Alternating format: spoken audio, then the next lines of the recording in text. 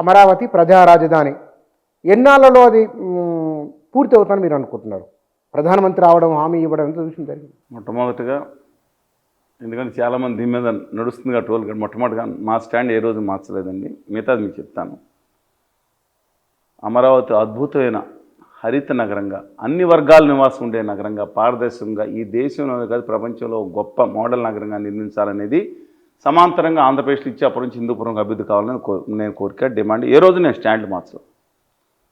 మీ అభిమాన్ hero Kalyan Babu గారు అని ఎవడికి రాజధాని అనే పుస్తకం ఎలా మాట్లాడారో, ఒక ప్రాంతంకి వెళ్ళి మీ దృష్టిలో అమరావతి, ఎవరి దృష్టిలో అమరావతి, నా దృష్టిలో మాత్రం ఈ ప్రాంతం అని ఉప ప్రాంతం, మళ్ళీ కర్నూలు వెళ్ళి ఇదే నా రాజధాని అని, అది రాజధాని ఏంటి, ఎవడికి రాజధాని అని చెప్పి నేను మాట్లాడలేదండి.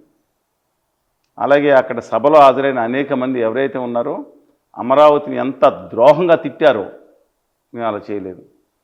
మహిళల్ని పెయిడ్ ఆర్టిస్టులు అన్నారో వాళ్ళ సభలో ఉచిత సత్కారాలు పొందారు. కేసులు పెట్టి వేధిస్తున్న మహిళల్ని నిన్న సభలో సన్మానాలు లేదా పక్కన ఇంకో సభలో సన్మానాలు పెద్దపీట వేసిందంతా వాళ్ళకి. ఒక రాజధాని కాదు, 3 రాజధాని కాదు, 13 రాజధానులు పెడితే బ్రహ్మాండంగా ఉంటుందని ఎక్కసెక్కం చేసిన, సారాయి కోసం తక్కువ ధరలకు ఉద్యమం చేసిన ఆ ఉత్తర భారతీయ జనతా పార్టీ అధ్యక్షుడు ప్రస్తుతం ఎమ్మెల్సీ పదవి ఇచ్చి సత్కరించారు అమరావతి గురించి. నిన్న వాళ్ళందరూ ఉన్నారు. ఒక దళిత నాయకుడిగా ఉన్న బాలకోటకి ఆహ్వానం లేదు. నాకు ఎలా ఉండదు నాకు తెలుసండి. కితన్సారి అదే స్టేజీ మీద పక్కన ఉన్న పెద్ద స్టేజీలో నేను లేకపోతే రామోజీ గారు అందరూ కూర్చున్నాం. ఒకసారి చూడండి మీరు వీడియోస్ కూడా. మాకేం ఆహ్వానం రానందుకు బాధలేదు, కానీ ద్రోహులకి, ద్రోహం చేసిన వాళ్ళకి, నమ్మక ద్రోహం చేసిన వాళ్ళకి ఆయన పెద్ద బయట వేశారు. ఎవరు ఆ ద్రోహులు? నమ్మక అమరావతిని మోసం చేసిన వాళ్ళ ద్రోహులను కాకపోయినా ముఖ్యమైన చాలామంది ఉన్నారు, కానీ ముఖ్యమైన పాత్ర పోషించింది శ్రీ నరేంద్ర దాస్ దామోదర్ దాస్ మోదీజీ. అక్కడ శంకుస్థాపన చేసినట్టు చేసి పెడతాడు, మట్టి మొహాన కొట్టి యమునా నది మురికి నీళ్ళు తాగి చచ్చిపోతారు. అది అంత భయంకరమైన విషతుల్యంగా ఉన్నాయి. నొరలు వచ్చే నీళ్ళని తీసుకొచ్చి పిడతలో మొహాన కొట్టి పోయి 1500 కోట్లు ఇంతకుముందు ఇచ్చిన వెంకయ్యనాయుడు గారు అర్బన్ డెవలప్మెంట్ మినిస్టర్ గుండా సౌజన్యంతో వచ్చింది. ఒక్క ₹10 ఇవాళ వరకు ఇవ్వకుండా వచ్చి ఇవాళ చాక్లెట్ ఒకటి కాఫ్లెట్ ఆ పవన్ కళ్యాణ్ గారి మీద పడేసి, ఆ రోజుల్లోనే బిస్కట్ ఉంది కదా అని చెప్పి, మీకు తెలుసు కదా బిస్కట్టు అంటే చంద్రబాబు నాయుడు గారు నేను గుజరాత్లో ఉండగానే నేను బాగా చూశానని చెప్పాను. ఆ తర్వాత బూతులు తిట్టినే కనపడలేదు.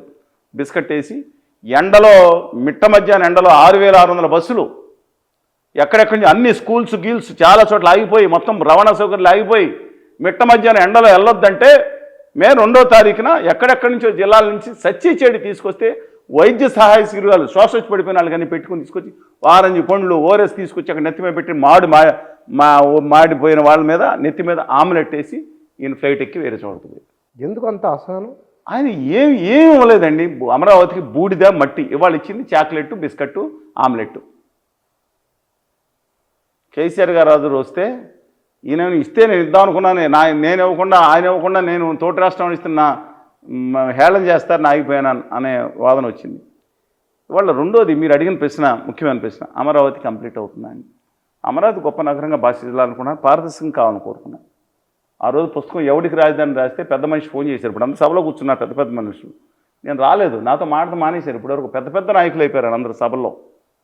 ఇవాళ నేను అడుగుతాను, నేను మాట మార్చుకోలేదు. ఇవాళ అడుగుతా ఉన్నాను, ఇవాళ అమరావతికి బడ్జెట్లో 15,000 కోట్లు మేము ఇస్తున్నాము, వచ్చే 4 సంవత్సరాలు ఎలా ఇస్తాము, కంప్లీట్ అవ్వడానికి సహకరిస్తాను గౌరవనీయురాలు ప్రముఖ తమిళ జాతీయవాదిగా పేరు ఉన్న శ్రీమతి నిర్మలా సీతారామన్ గారు ప్రవచించితే వెంటనే పురంధేశ్వర్ గారు ఎంపీలు వచ్చి 5-6 కుండలు పెట్టుకొచ్చారు. ఏంటి ఆ కుండలు పెట్టుకొచ్చారు అనుకున్నా. ఒక్కొక్కళ్ళు కుండ బద్దలు కొట్టి ఇది కేవలం గ్రాంటు, సహాయం, ఇది అప్పు అనేవాడు తప్పు అని చెప్పి కొడితే మేము నిజం అనుకున్నాం. ఇప్పుడు తెలిసింది ఏంటంటే మొత్తం అప్పు. కేంద్రం కౌంటర్ గ్యారెంటీ ఇస్తుంది, తెలంగాణ గవర్నమెంట్ తీసుకుని ఏం తీసుకున్నా. ఇవాళ ₹1 సాయం చేయకుండా ఇవాళ వచ్చి పోసుకోలు కబుర్లు చెప్తే చప్పట్లు దేనికి కొట్టారు? నేను అడుగుతా ఉన్నాను. మోడీ గారు అక్కడ స్టీల్ ప్లాంట్ కోసం చంద్రబాబు నాయుడు గారు పాపం మాట్లాడారు. ఒక్క మాట మాట్లాడినాడా? కడప ఉక్కు ఫ్యాక్టరీ గురించి ఒక్క మాట్లాడి దేనికి చప్పట్లు కొట్టారు? రాయలసీమ ఉత్తరాంధ్ర ₹1 గురించి మాట్లాడారు, దేనికి చప్పట్లు కొట్టారు? దేనికి చెట్టబలం చేసుకుంటూ వెళ్ళారు? ఒక బానిస జాతని నిర్మించుకోవడానికా? ప్రధానమంత్రి వస్తే గౌరవించండి. 10 సంవత్సరాల క్రితం ఆయన చెప్పిన సోది తప్ప కొత్తగా సోది ఏముంది? వాళ్ళ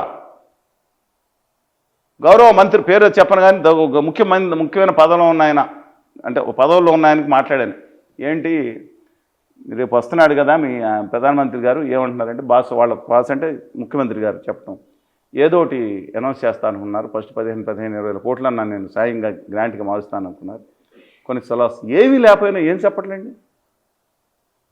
అసలు ఇప్పుడు నిన్న 50 కోట్లు, ఇంతకుముందు వరకు మోడీ గారు ప్రోగ్రాం ఖర్చు అయిన 100 కోట్ల రూపాయలు దేనికండి అని అడుగుతున్నా. దేనికోసం? ఈయన వచ్చి చెప్పాడు కదా అమరావతిని దుర్మార్గమైంది, దీనికి పథకం పెట్టి వాడుకుంటున్నాడు, మోడీ గారు మాట్లాడారు కదా, వేరే వాళ్ళు కాదు కదండి, మోడీ గారు కదా ఈ రాజధాని ప్రణాళిక చేసి దొబ్బేస్తున్నాడు చంద్రబాబుని మాట్లాడింది మోడీ గారు కదా. ఈ దుర్మార్గం నన్ను విమర్శించే వాళ్ళు ఈ దుర్మార్గమైన ఏమని రాజధాని అని చెప్పి మాట్లాడి, ఆ తర్వాత ఉత్తరాది అహంకారం నశించాలని ఇక్కడ రావట్లేదు, నాశనం చేసేస్తున్నారు ఆంధ్రప్రదేశ్, లేదా ఆమరణ దీక్ష చేస్తారని మాట్లాడింది కళ్యాణ్ బాబు గారే కదా. ఆ నోటితో ఎలా పొగుడుతూ వచ్చిందండి, ఎంత రివర్స్ ఏంటి నాకు అర్థం కావట్లేదు.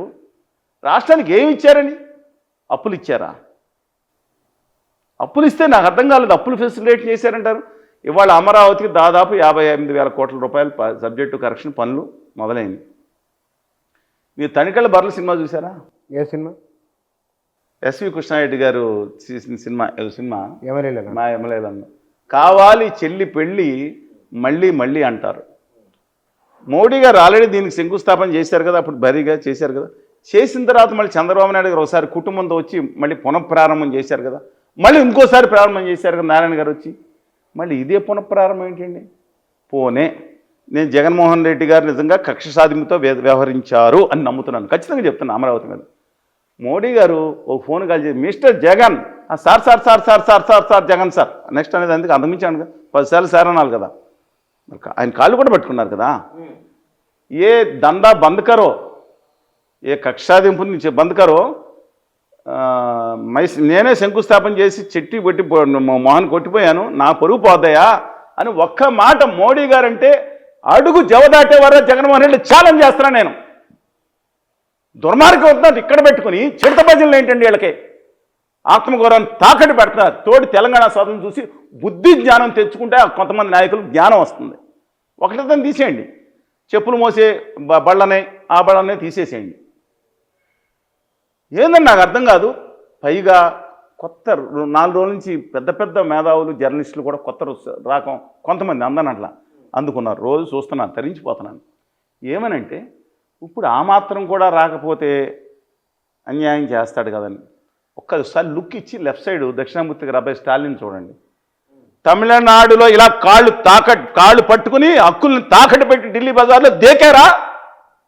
ఇప్పుడు ఎవరి కాళ్ళు ఎవరు ముఖ్యం ఆంధ్రప్రదేశ్లో? ఆంధ్రప్రదేశ్ నాయకులు 3 ఢిల్లీలో ఉన్న పాదుషాల కాళ్ళు మొక్కుతున్నారా లేదా మీరు చెప్పండి. అసలు హక్కుల గురించి నిన్న సభలో ఏం మాట్లాడారు? ఎవరు ఆ 3? గౌరవ ముఖ్యమంత్రి గారు, గౌరవ ప్రతిపక్ష నాయకుడి గారు, ఇక ఆల్రెడీ భక్తు సనాతనవాదిగా ఇంకేదో అన్నారు, సనాతనవాదిగా ఉన్నాను, అపాలజికల్ సనాతనవాది ఆమెన్ అని కూడా అన్నారు. ఆయన క్రిస్టియన్ పదం ఎందుకన్నా తెలియదు అని అన్న కళ్యాణ్ బాబు గారు అయితే డైరెక్ట్గా చాక్లెట్ తీసుకుంటా ఉన్నారు. నిన్న ఇప్పుడు వీళ్ళందరూ నాకన్నా గట్టిగా తిట్టారు కదండి, ఆంధ్రప్రదేశ్కి అన్యాయం జరుగుతుందని. చాక్లెట్ పాచిపోయిన లడ్డూలు బాగాలేదని వాళ్ళు కాఫ్లెట్ చాక్లెట్ ఇచ్చారా? నిన్న సభలో మాట్లాడటానికి ఏమైందని నేను అడుగుతున్నాను. సార్ 60,000 కోట్లు అప్పులు చేసి చేస్తున్నాము, మీ బాధ్యత కదా, మీరు కండిషనల్ విభజన కదా, దాంట్లో బిల్డింగ్కి ఎంత అవుద్ది, 5% అవుద్ది, ఇన్ఫ్రాస్ట్రక్చర్గా అవుతుంది. వాళ్ళు చంద్రబాబు నాయుడు గారు తిప్పలు పడి తన ప్రయత్నం తాను చేస్తున్నారండి అమరావతి కోసం, తిరిగి రైట్ ట్రాక్లో పెట్టి, నో డౌట్ ఇన్ దట్. కానీ ఇంత దుర్మార్గం చేస్తాను, ఇంత బానిసత్వం అనవసరం. తమిళనాడులో నైవేలి లిగ్నెట్ని నేషనలైజ్ చేద్దామా అని ఆలోచన రాగానే తమిళనాడు అంతా బగ్గుమనగానే తోక ముడిచి గుజరాత్కి పారిపోయింది సంత. విశాఖపట్నం గురించి నేను మాట్లాడుతుంటే చంద్రబాబు నాయుడు గారు మాట్లాడితే కిక్కురు మనలేదు ఎందుకని?